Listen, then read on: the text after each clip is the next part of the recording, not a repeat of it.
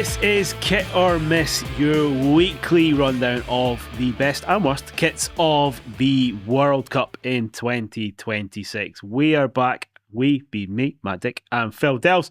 And today's episode, we are going to be heading off to Asia and Oceania. We've piled them together, Phil, because... Well, partly because a lot of the Asian kits were released quite late, which makes doing a rundown like this quite tricky. So we've piled them in together. So we're heading off to Asia and Oceania. Now, we're doing this run of podcasts slightly different. In the Euros, we did our best home kits, our best away kits, best and worst. This time, we're going through them combined as our top 5 kits, which has changed slightly, but it's been quite good fun.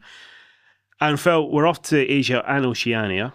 Mm-hmm. Where are we heading off to first as your 5th best choice from those regions?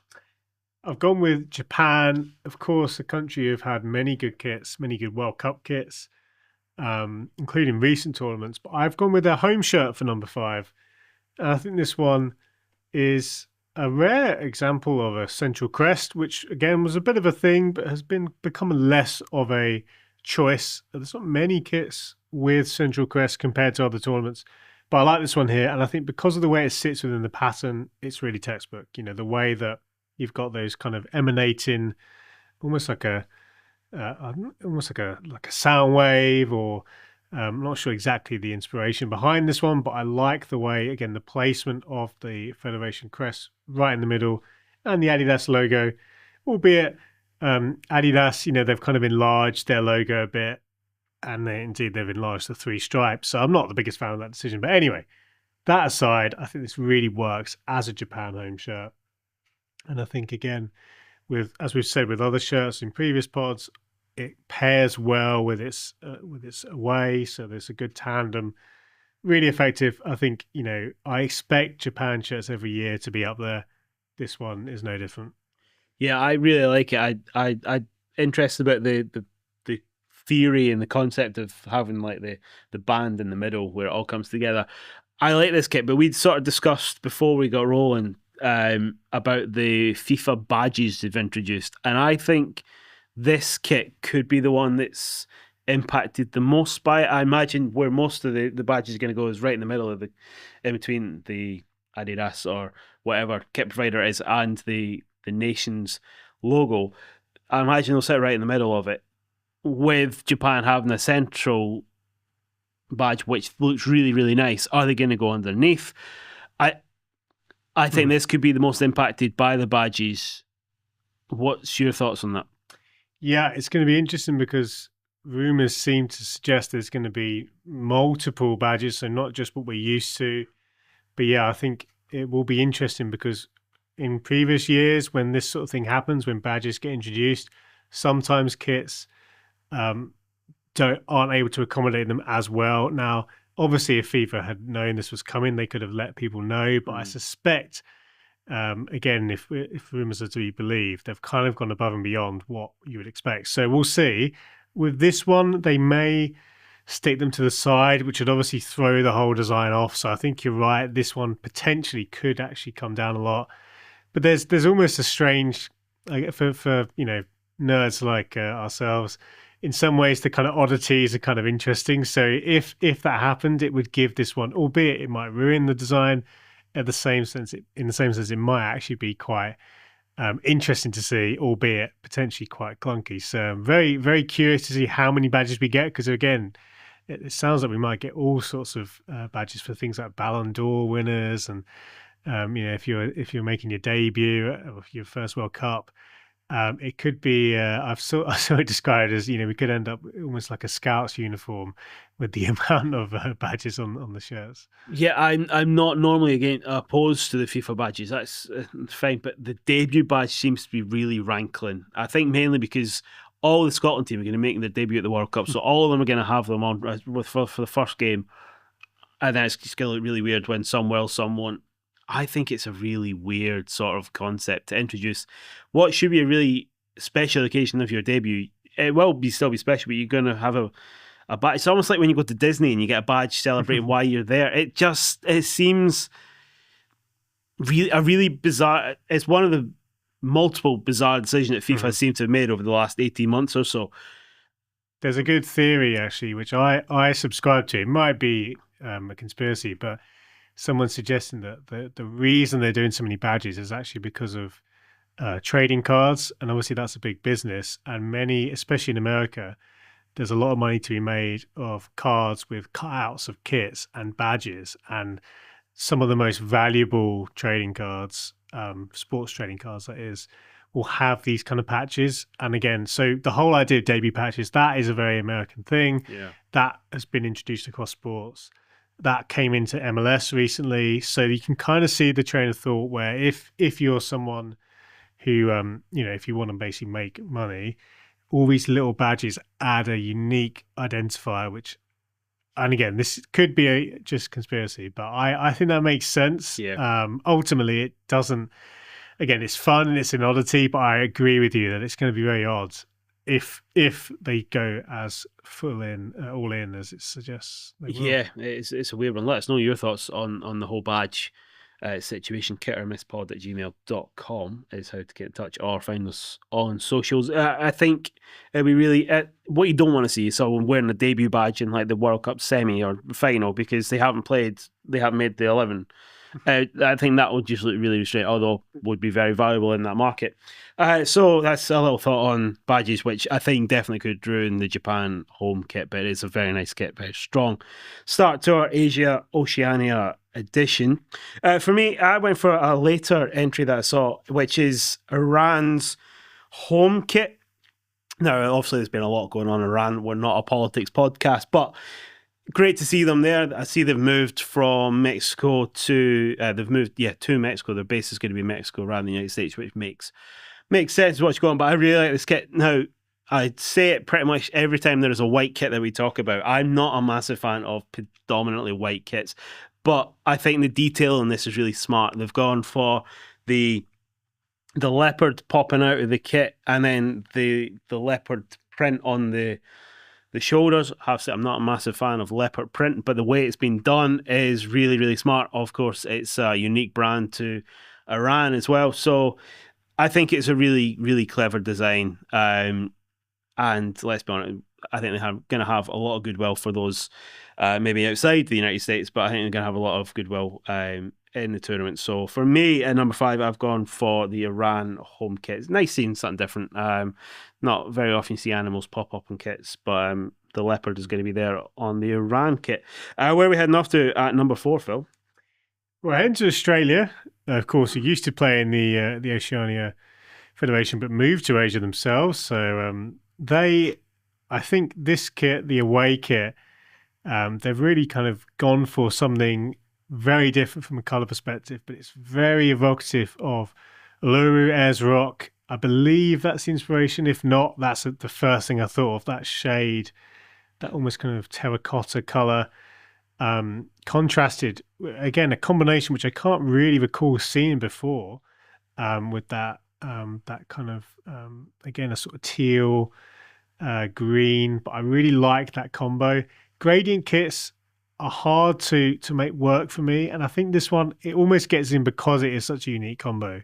If you had almost any other color combo, or certainly more typical color combos, it wouldn't stand out. But for me, it was something which was so different from a color perspective that I had to give it a nod. The home shirt, I think, is a really solid effort. Nothing spectacular, but again, because this is so different, I think it pairs well, and it has an identity. And again, because of the, as far as I know, it's linked to Uluru, which I think is a nice tie-in and a nice way to nod to it in a way which isn't just the graphic of the landmark or something like that. I like this slightly more kind of if you know type nod. So yeah, really effective one for me. Yeah, I'm going to mention this later on in a different podcast because I didn't get the reference. I think it looks like Sunburn. So I'm not so much of a fan. But this is what we're all about in this pod, having a difference of opinion. It's our opinions of what kits we like. So I'm glad that it's featured now, and it will feature later on in the series. It's a little teaser of maybe where it might come. For me, I've gone for one of the very few third kits that there have been quite a couple of nations that have chucked in a nice third kit. For me, I've gone for the Jordan third kit. Again, it was a late sort of find. Because it's an independent brand, and the Kelme, I think it's really quite nice. Partly because it's a black base, but it's got a gold trim, which that contrast is really, really nice. So without that, it would have been a nice kit. But what really drew me to it is the almost sort of lotus bud we mentioned on the last episode about England and Portugal having the embossed. I don't think this is quite embossed because it's bit more visible without having to really look at it, but it looks like it's a blooming flower on the front without being too obvious. So I imagine there's some reason, there's going to be some explanation to that I haven't found, but I think it's a really nice kit. Again, nice to see Jordan at the World Cup. The other two kits are fairly nice as well, but I think this is a really nice number. I think this is probably more of a collector's item, probably, than it is a really nice, slick kit with something unique, something that's going to be tied to Jordan. As I said with the Scotland kit, I don't know how much if we actually get to see it, but I think it is a really nice offering. Black and gold works really well together. So for me, one of the very few third kits I've actually chucked into this rundown, but it's the Jordan third kit in at number 4 for me. Phil, where are we heading off to next is your third entrant. So I'm a big fan of New Zealand's kits. I'm biased because my dad's in New Zealand, so they're kind of my team for this tournament, but they have got a wonderful set of kits from Puma. I think when Puma, again, talked about it before, when they hit really well, and when they miss pretty badly, but they've hit here. So this is actually the away shirt. Many people confuse the colours because of the rugby team, but the football team are the all white. So the black away has this wonderful, I believe it's inspired by the fern. So again, as the crest is there, I believe that's where the pattern comes from. And I love the way it's been executed because, again, black kits, they're popular. We see a lot of them.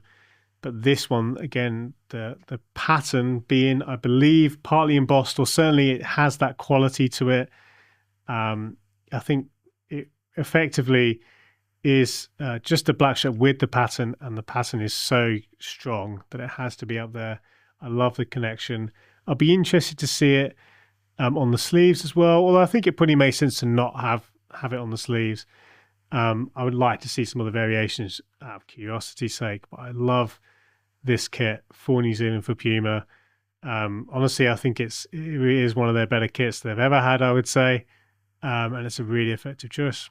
Yeah, see, I was left wanting more from the New Zealand kits. I think because it is from first look black and white.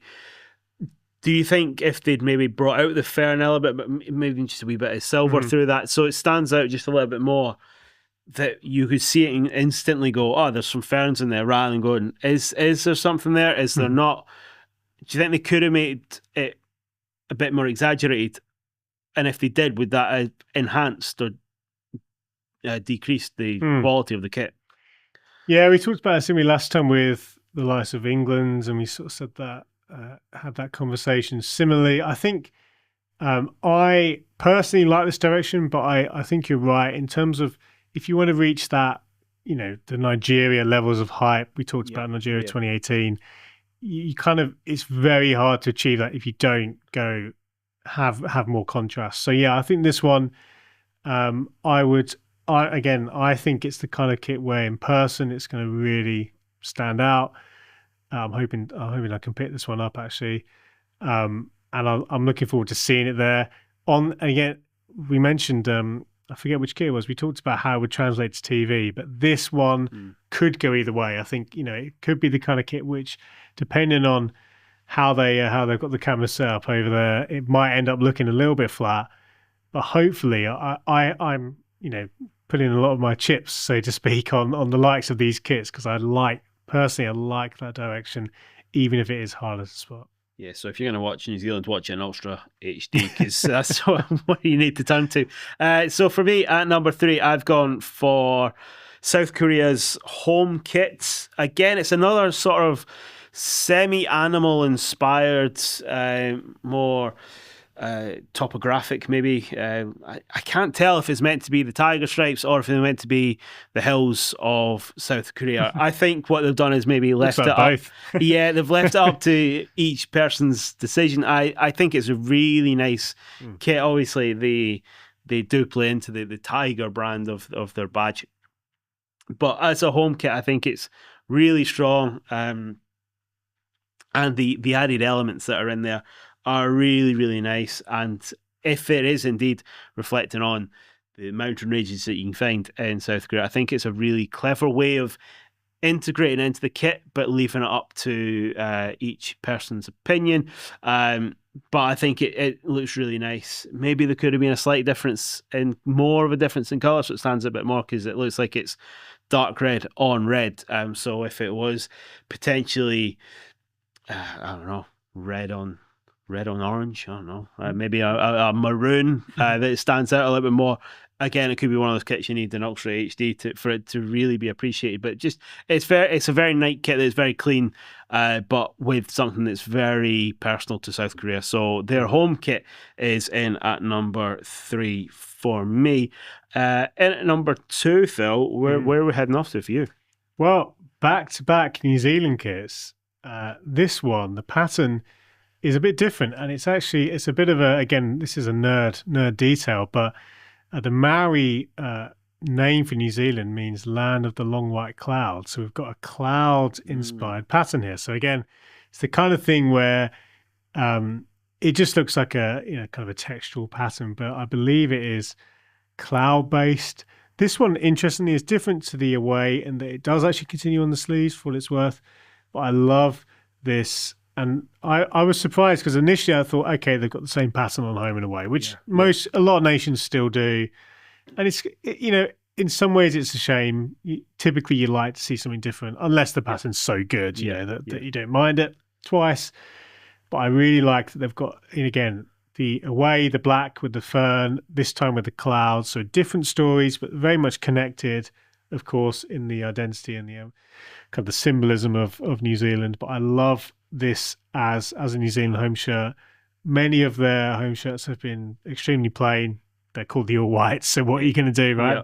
I think this one is perhaps their best ever one. It's hard to think of a one I preferred. And honestly, for me, Puma, probably the best Puma team, I would say, at the World Cup.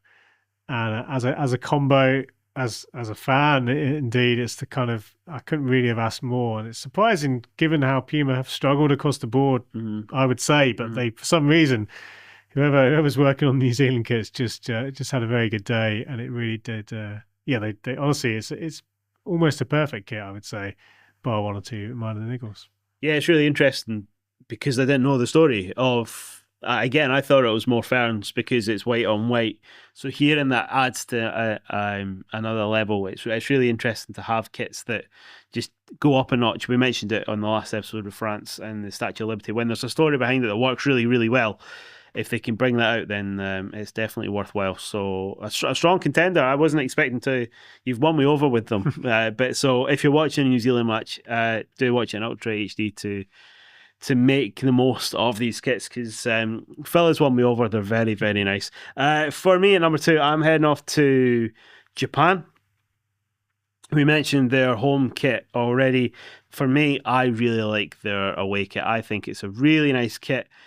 I think the I was going to say the collar, the neckline, and the trim on the sleeves are black and bold on a slightly off-white kit, but I really like the strands of colour going through it. I think there's 7 strands going through, because if I remember correctly, there's 6 different provinces of Japan, and then one is meant to represent the fans. So it's a sort of, we are the team that's all as one, which I think is a really clever story, as we mentioned, but it's one you've really got to dig into or be told to really sort of get. If you didn't know the story, you still look at it and go, oh, those colours are really nice. That actually works really well. It's nice to have a sort of rainbow kit. I imagine my wee boy will actually love this kit because it is rainbow colours and he's into his rainbows at the minute. And if that's noticed, then it's it's really, really nice. But even if you know nothing about it, you're looking at it and go, yeah, that's a really slick kit. So for me, in and number two, it is the Japan away kit. I felt we've sort of rattled through Asia and Oceania, but what is your number one kit? Well, staying right where you just teed up, and we're going to Japan again. The away shirt, of course. I have the home already at number 5, but the away is my favourite. Such a strong kit, which I think immediately won a lot of people over, certainly in the kit world. As a kind of secondary bonus story as well, which I don't know if it was official, but certainly a lot of people drew the line. It has a kind of baseball uniform look, and baseball being very popular in Japan, you can kind of see that. You know, imagine if those pinstripes were black, it would look like a baseball top. But I like you said, the story, the colors. They are again, they're representing different elements with the central red. I think the red was the one that tied it together, like you said. So I think it's honestly the kind of kit which is very different. I don't believe it's referencing an old kit, which is nice because, again, in the club scene, especially, many kits are just straight throwback kits.